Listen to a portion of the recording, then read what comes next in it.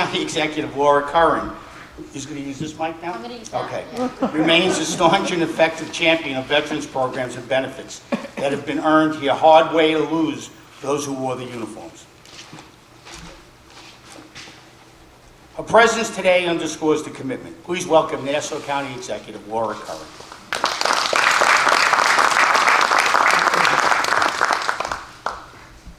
Thank you very much, Steve. It's a real pleasure to be with you today. Sorry, I meant to Mike. I was thinking about Steve because I was thinking about what Steve was saying. You know, Mike mentioned that we have a lot of veterans who live on Long Island. We have a lot of veterans who live in Nassau County.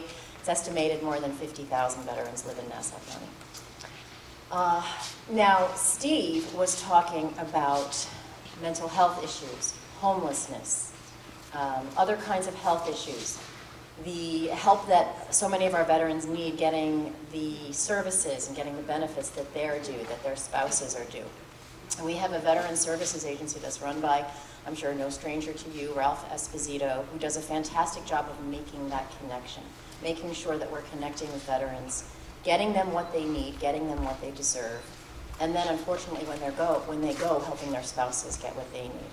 And in fact, we just lost a veteran who works as a counselor at the Veteran Services Agency. His name was Kenny Runnell.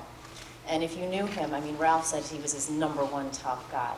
He was out there, he was at every event, so incredibly helpful, and just living proof when he was alive of service to his country, and then for decades after that, service to his community.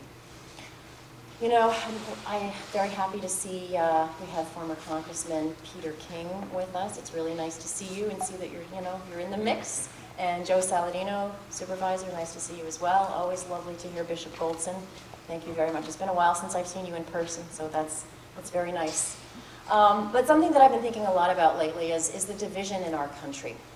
And I was joking with my daughters. They spend some time on TikTok. There is now a division in the world of TikTok between millennials and Gen Zs. They're fighting with each other now. So it's almost like we're just fragmenting ourselves, compartmentalizing ourselves so much, and finding things that we're different about, finding things to disagree about. And we always have to come back to the fact that we are all Americans.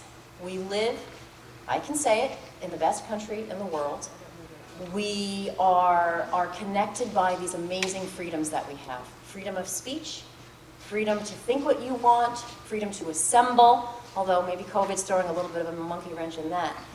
The freedom to be individuals, the freedom to think, to vote who we want to vote. We have power over who controls us in government, over who leads us in government. And that's something that we should never take for granted. And let's not keep dividing ourselves into smaller and smaller groups and going against each other.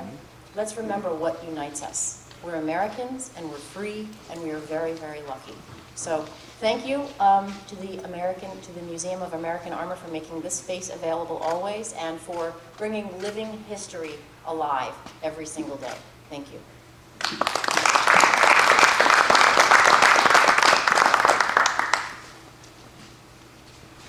Thank you, Laura. I doubt there is anyone in this hall today who is not familiar with the enormous legacy of our former Congressman Peter King. Now a trustee of the Museum of American Armor, he brings his insight, his energy, his ethics, and love of country to that position as he reflects on the lessons of Vietnam's conflict. Peter, glad to have you aboard.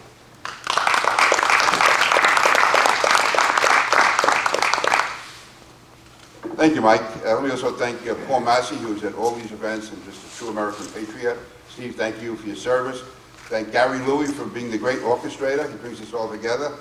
The only screw-up he did today was he didn't tell me I was supposed to wear a black tie and tux. So I'm showing up like sort of like some of Gary's old friends, but now he's a big shot. He's all dressed up in a suit and tie. But seriously, thank you for the great work he does here with Lawrence Caden, County Executive Curran, Richard Goodson, and Joe Saladino from Oyster Bay. And let me just say at the outset, I concur with everything the county executive has said. We are the greatest country in the world. It's time for us to come together, stop the artificial divisions, realize we have so much in common. We have more opportunity for more people in this country than any other country in the world. And it's time for us to be proud to be Americans. And one of the reasons we can have those freedoms is because of America's veterans. And those during the Vietnam War, it was really tragic. They never received the credit they deserved. And I think Tet Offensive is a metaphor for the entire Vietnam War. That was one of the worst military defeats that was ever imposed on an enemy. The United States scored an overwhelming victory in the Tet Offensive. But to look at the media coverage of that, that's what turned the American people against the war. Even Walter Cronkite, he went over there, he said, America can't win this. And it was only really years later that people realized that that was a great victory. The Viet Cong were almost decimated at the end of the Tet Offensive. But because of the reaction that was caused against the war, that's what brought about the negotiations, which really brought to an end several years later under conditions that were not favorable at all to the South Vietnamese, and it ended up being, in effect, a defeat for the United States, even though the United States never lost one battle in that entire war.